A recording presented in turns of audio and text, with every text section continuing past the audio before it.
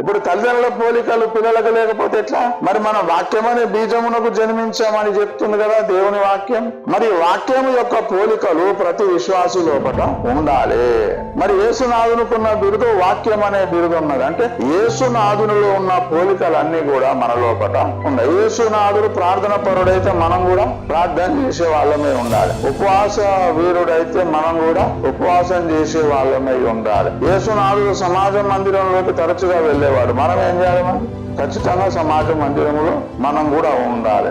యేసునాథుడు క్షమాపణ కలిగిన వాడు, క్షమించింది కదా. తను సిలువేసిన వారి తండ్రి వీరు ఏమి చేయుచున్నారు, వీరు ఎవరు కనుక వీరిని వాళ్ళ క్షమాపణ మన లోపల ఒక పోలిక కనబడాలి కదా. ప్రార్థన ఉండాలి, ఉపవాసం ఉండాలి, సమాజ మందిరం ఉండాలి, క్షమాపణ కూడా ఉండాలి. యేసునాథుడు పరిశుద్ధాత్మ సహాయం పొందుకున్నాడు. మరి మనకు కూడా ఆ పోలిక కనబడాలి కదా. పరిశుద్ధాత్మ దేవుని సహాయం పొందుకునే పోలిక